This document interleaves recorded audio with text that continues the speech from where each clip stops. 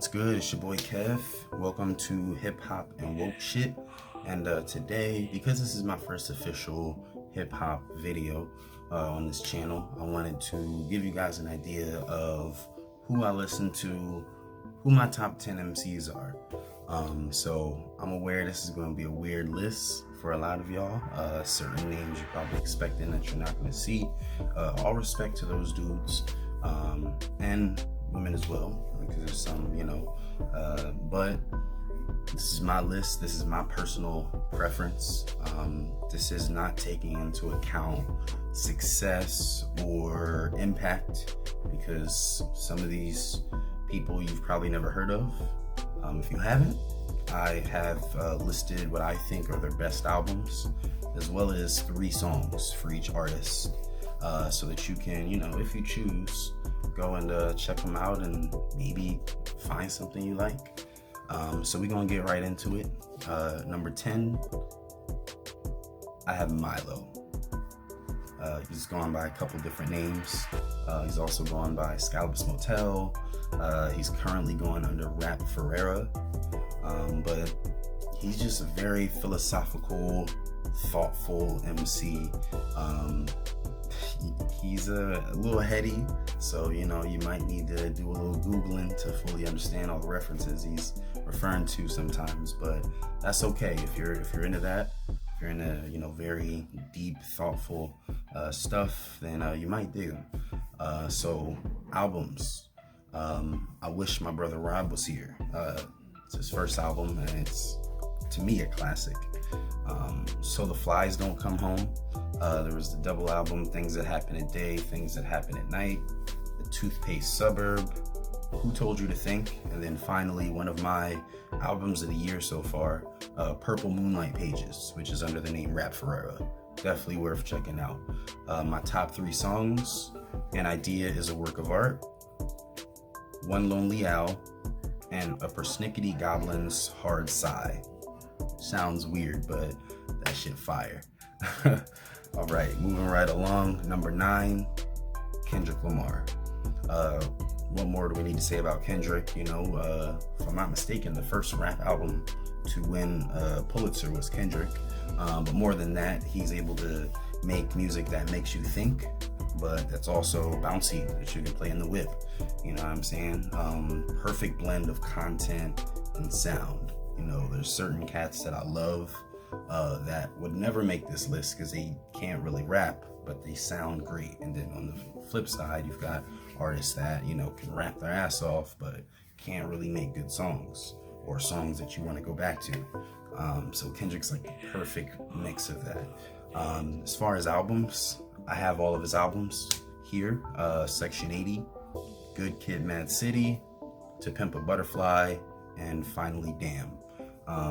You can also check out Overly Dedicated and the, Unmastered, whatever the heck the little side joint was. But those 4 main albums, perfection.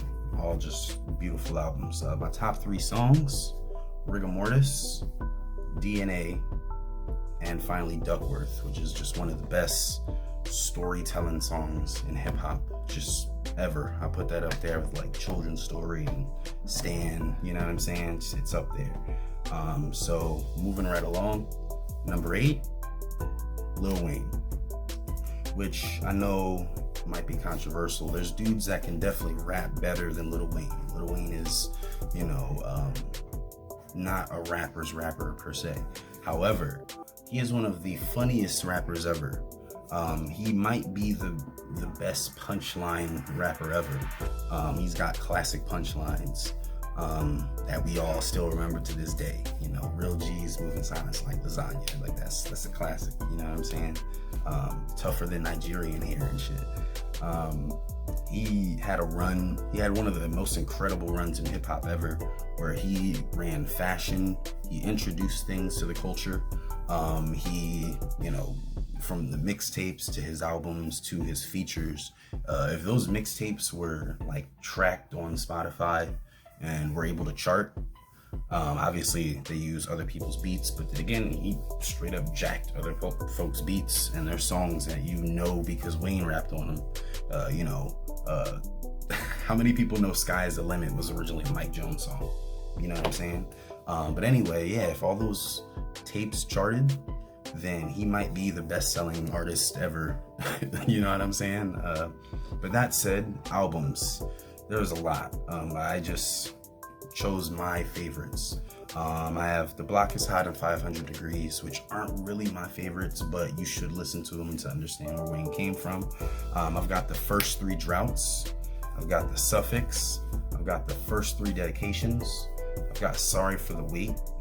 The first one, the second one was okay, but first one definitely. No Ceilings is an amazing project, and No Ceilings 2 is also amazing. I Can't Feel My Face was some classic street shit. And then if I didn't mention, Carter's 1 through 3, especially Carter 3 for me. That album is perfect. It's a perfect mainstream rap album. My 3 songs, London Roads, which is I think from the Free Reezy album, but that's one of my favorite Wayne performances ever. He really goes in on that one. Ole Do It, Ole Do It, and finally Watch My Shoes, which is a classic song from No Ceilings. He snapped on that shit. So moving right along, I'm not trying to keep y'all too long. Number 7, Ishmael Butler. He also went by Butterfly. If you don't recognize the name, he was an original Diggable Planets member. He also did some solo stuff under the name Cherry Wine, which was I the only one that listened to that EP. It was freaking amazing. Then finally, he had a little side project, Knife Nights, which he was involved in recently. But Shabazz Palaces, he's one of, I think he's over 50. And, you don't really get too many older rappers that are able to really, it's one thing to be an old, because I respect the OGs that still rap. It's one thing to keep that core fan base. It's another thing to be an older rapper and gather a whole new fan base because you created a whole new wave. And then something I want to mention about Ish, when Shabazz Palaces dropped, and if you've ever heard Black Up, which I'll mention in a second, the influence that album had just from the underground is amazing. That album influenced Kanye. That album influenced, Solange, because Earl Sweatshirt was, partially involved with the making of Seat at the Table. And he actually said on his album, Some Rap Songs, which is also an amazing album, that he was influenced by Ish. So again, I'm getting in the weeds here, but it's one of those, the Shabazz Palaces project specifically, it's just one of those underground things that, a lot of people couldn't even name, might never have heard the song. I think they had a song on, was it Insecure? One of them shows on Netflix. But anyway, he had a lot of influence, and if you actually have been paying attention to his trajectory, he's been making amazing music for decades now. So albums, I've got Reaching, a new refutation of time and space, which is a classic hip hop album. Blowout Comb, which is an underrated classic, if you remember that album from Diggable Planets. I've also got Black Up, which to me is a classic, an underground classic by Shabazz Palaces. And finally, their newest album, The Dawn of Diamond Dreams, which I really, really enjoyed. Didn't get much coverage, but I really enjoyed it. So we're gonna give you the 3 songs for Ish Butler. The first is Wet, which is from their most recent album. It's just such an off-kilter banger. Shit's fire. Are You, Can You, Were You, Felt, which is from Black Up, and that's just an amazing, powerful piece. And then finally, They Come in Gold. Lyrics can be hard to delve into, but the sound of it is wild, and then that beat switch is just amazing. So we're gonna move along and piss more people off here. The GOAT white rapper, LP, is number 6. I got LP over Eminem. We got that debate another day. But anyway, he was a original Company Flow member, which if you remember that B-boy era in the early 90s, I was young, but I remember hearing that as a jit and like, yo, that's really, really weird, but I like it. Like, I didn't know why I liked it. It didn't sound like anything, he's definitely the father of a lot of the sounds that have dominated the underground, even up until now. You know, he partially influenced Shabazz Palaces, if you like trace lineage of underground shit. He also was a co-founder of Definitive Jux, which if you don't remember Def Jux, they were New York, if I'm not mistaken, New York based label. I know LP's from New York. And yeah, they had a bunch of dope artists. They didn't really get the shine that I feel like they should have, but Cannibal Ox, a lot of dope MCs are over there. So albums for LP. And by the way, Run the Jewels, he's another one of those dudes. I think he's, if not 50, in his 40s. He's been out since like 91, and he lasted up until now, and he still has new fans. He has old fans of his old shit, and he's also got a whole new batch of fans from the Run the Jewels joint. So albums, Fun Crusher Plus, Fantastic Damage, those are to me underground hip-hop classics. Cancer for Cure, just a perfect album.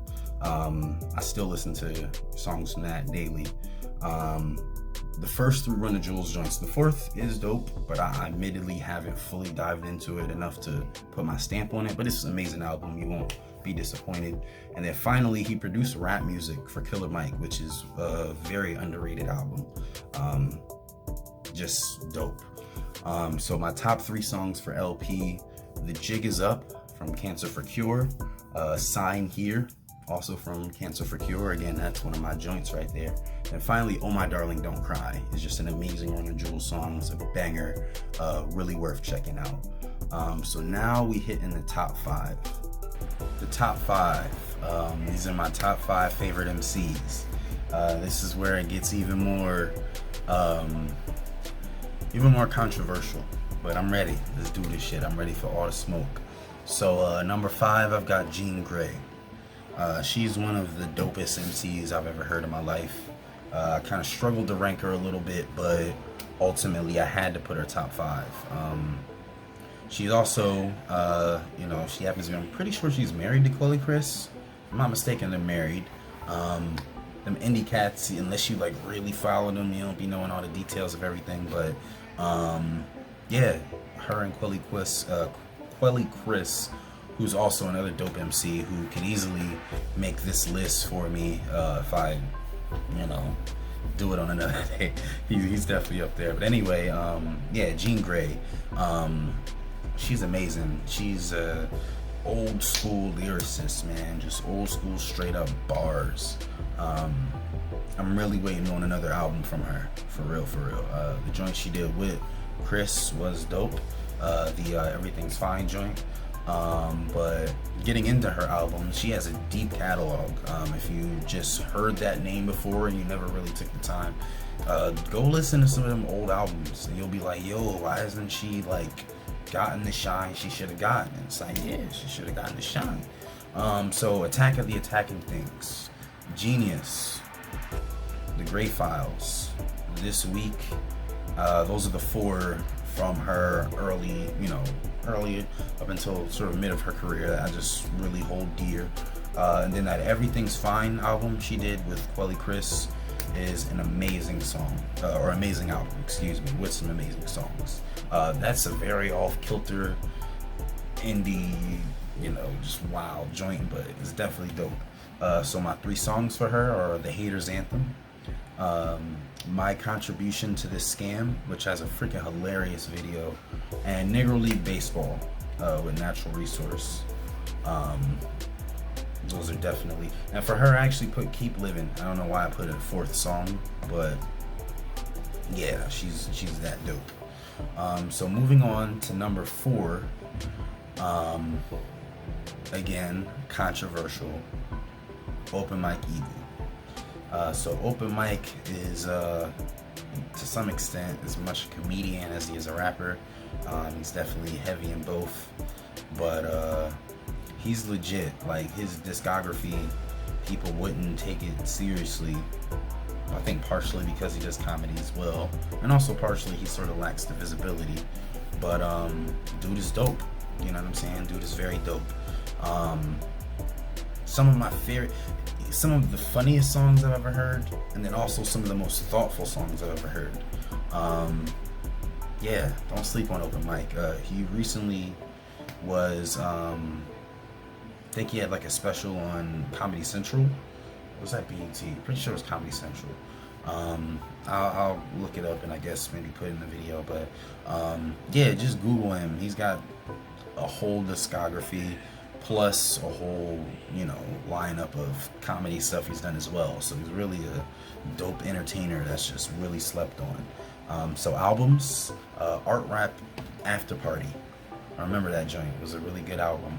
Unapologetic Art Rap, Dark Comedy, and then also a special episode of, which was an EP. Both of those last two joints I just mentioned are some of my favorite albums of all time. They're amazing albums, especially Dark Comedy.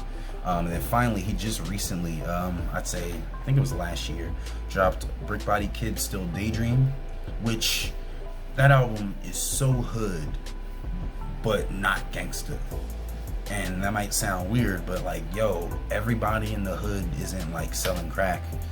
You know what I'm saying? Like, you can be hood as fuck and not ever have done any street shit. You know what I'm saying? And his album kind of speaks to that, and I appreciate that about him. My 3 songs for open mic, 2 of them are from Dark Comedy, which are Qualifiers and Very Much Money.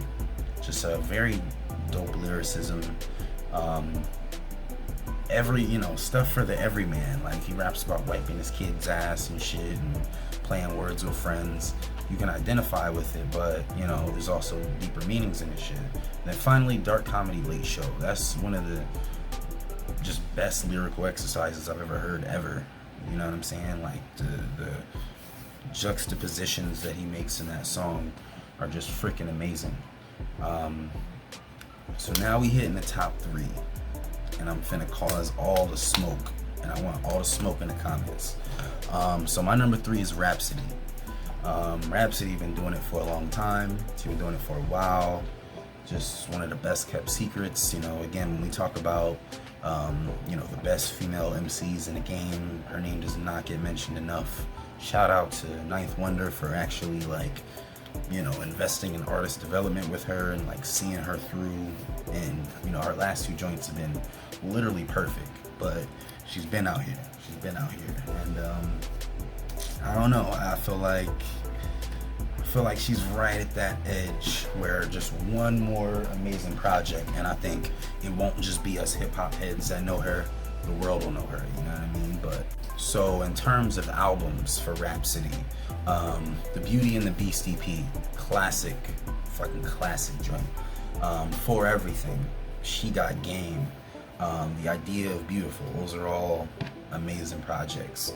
And then her last 2, Layla's Wisdom and Eve especially in today's times. As much as I'm not the person who's going to tone police female MCs and tell them what I want to hear, because I support a little bit of everything. She made an album that I think every black man should listen to. Like, as a black man, you should listen to Afeni. You know what I'm saying? That song is amazing. On that album, every song is named after a powerful woman. I think, to be specific, women that she looks up to. You got Cleo from Set It Off. You know what I'm saying? But you also got Afeni. You got Whoopi, Tyra. So it's just, every song's named after a woman that inspired her, and it's just dope. It's a really dope project. Number 2, Black Thought. First of all, R.I.P. to Malik B. He just passed away. I believe it was yesterday. Yeah, man. Every time you hear those kind of those stories for someone who's a hip hop legend passes, it hits you. It makes you think about how long this culture has lasted. You know what I'm saying? And how things have moved forward. But anyway, Black Thought is my number 2. I don't need to say much about Thought, man. Like, if you know the roots, you know he can rap, you know what I'm saying? He's a poet. He definitely gets in depth with the bars and with the concepts. Really just one of those dudes that You know, he can just rap forever. I think it was his Sway freestyle a couple years ago. Still one of the best, one of the best like live freestyles I've ever seen. Like he really demolished the beat. I think he did the whole 5 Fingers of Death joint, you know what I'm saying? But anyway, Thought is just an incredible MC. So in terms of albums, I'm gonna start with The Roots, Do You Want More, Things Fall Apart, Phrenology, The Tipping Point. Amazing albums. Also How I Got Over, Undone, also amazing albums. Black Thought is he's put out 2 solo albums that I know of. Overall 2 solo albums. He's got another one coming.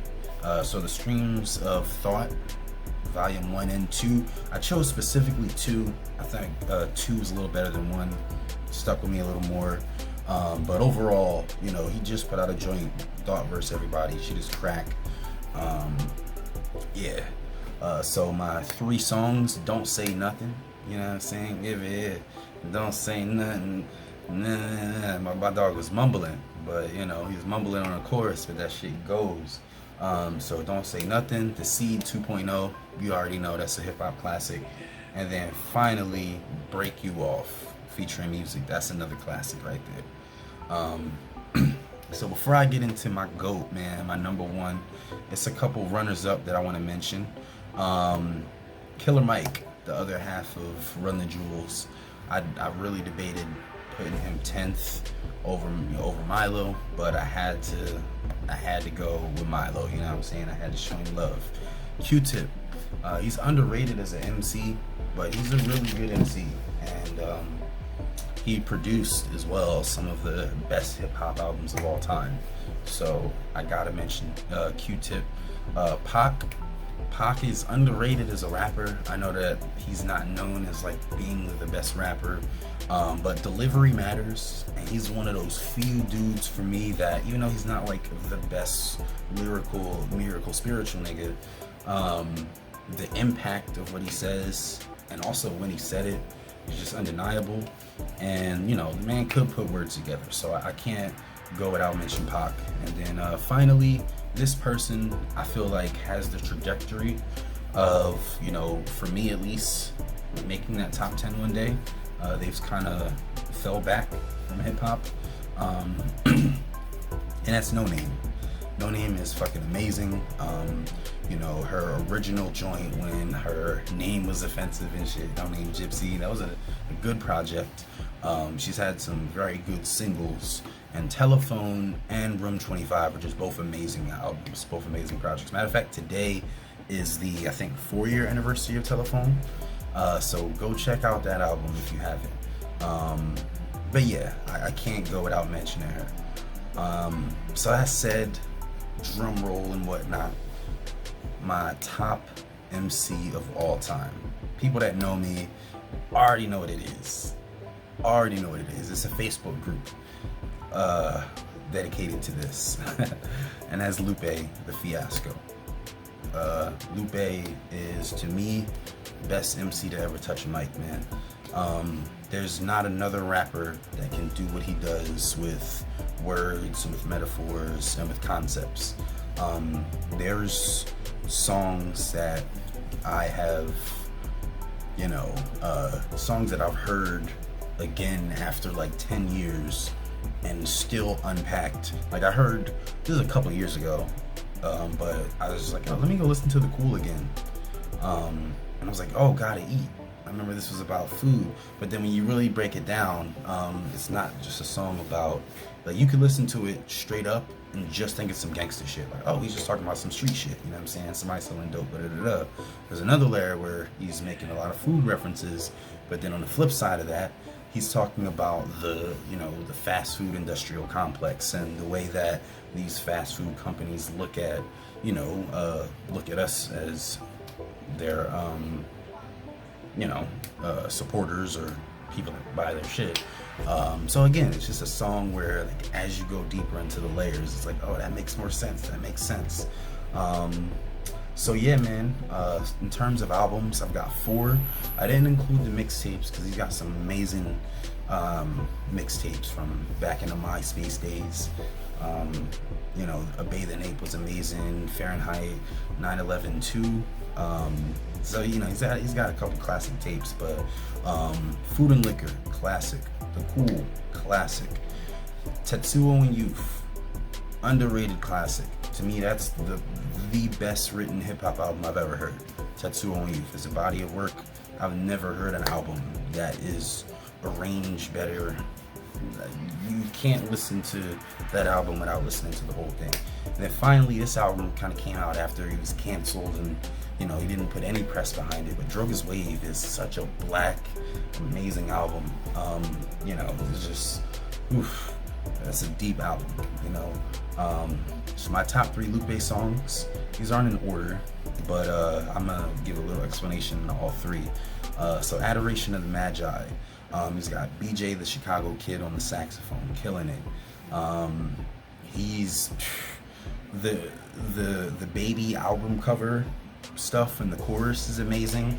The verses are all interconnected with each other, but then are also their own separate stories.